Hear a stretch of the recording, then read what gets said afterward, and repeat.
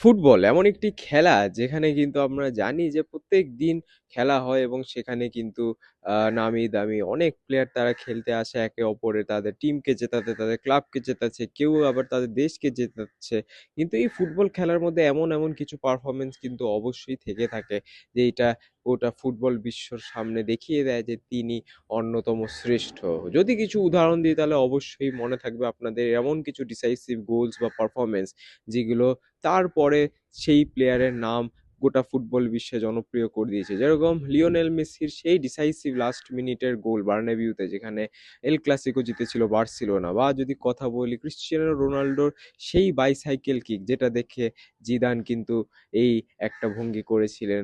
এবং যদি কথা বলতে হয় আগেন বার্সেলোনারই যদি এক কথা বলি, সার্জিও রোবের্টোর সেই গোলটা যেখানে পিএসজির বিরুদ্ধে সেই গোলের কিন্তু আপনারা জানেন যে বার্সেলোনা কিন্তু সব থেকে বড় কামব্যাক করেছিল চ্যাম্পিয়ন্স লিগ হিস্ট্রির সেই রেমন্তাদা।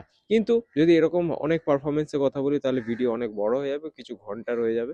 কিন্তু আজকের কথা আমরা বলবো জোয়ান গার্সিয়ার, এমন এক গোলকিপার যাকে হয়তো বার্সেলোনা সেরকম ভাবে ভাবছিল না, সেরকম নিজের স্টার্টার হিসেবে ভাবছিল না, এবং তিনি যে এত বড় মানের গোলকিপার হবে সেটা কখনোই তা মনে করেনি বার্সেলোনা। কিন্তু এসপ্যানিওলের এই গোলকিপার, এসপ্যানিওলে দীর্ঘ ৯ বছর কাটিয়ে বার্সেলোনায় আসা এই গোলকিপার কিন্তু গতকাল দেখিয়ে দিচ্ছে যে তিনি বিশ্বের অন্যতম শ্রেষ্ঠ।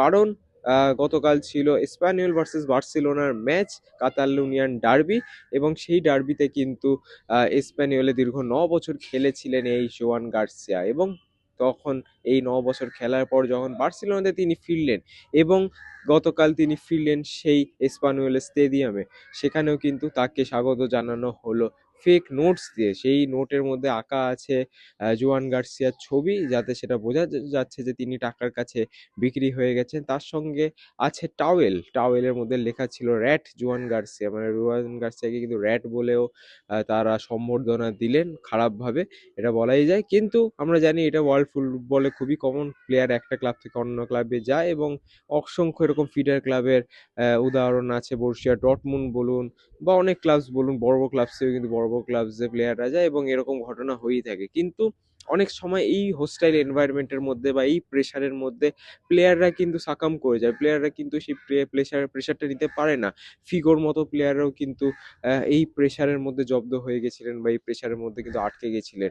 কিন্তু জুয়ান গার্সিয়া কিভাবে জবাব দিলেন তার পারফরমেন্সের দিক থেকে, এবং এমন একটি পারফরমেন্স যেটা গোটা ফুটবল বিশ্বে কিন্তু ছড়িয়ে পড়েছে, এবং অনেকেই কিন্তু মনে করছেন যে তিনি এই মুহূর্তে বিশ্বের অন্যতম শ্রেষ্ঠ গোলকিপার। এবং যদি পরিসংখ্যানের কথা বলি, স্ট্যাটসের কথা বলি, তাহলে বুঝতে কিছুটা সুবিধা হবে যে কত ভালো এই পারফরমেন্স ছিল। পুরো যদি ম্যাচটার কথা বলি, এসপ্যানিওলের 7টা অন টার্গেট শটস ছিল, 7টা অন টার্গেট শটস মানে 3 কাঠির মধ্যে শট, এবং বার্সেলোনার ছিল 6টা অন টার্গেট শটস। সেখানে বার্সেলোনা 2-0 গোলে অবশ্যই হারায় এই ম্যাচে এসপ্যানিওলকে, একটাও গোল করতে পারেনি এসপ্যানিওল। কিন্তু এই এসপ্যানিওল যে গোল করতে পারলো না তার প্রধান কারণ হচ্ছে সেই জোয়ান গার্সিয়া। 3 কাঠির নিচে এমনভাবে তিনি দাঁড়িয়েছিলেন যেন কোনো স্প্যানিওল স্ট্রাইকারকে বা কোনো স্প্যানিওল প্লেয়ারকেই তিনি জায়গা দিতে একদম প্রস্তুত নয়।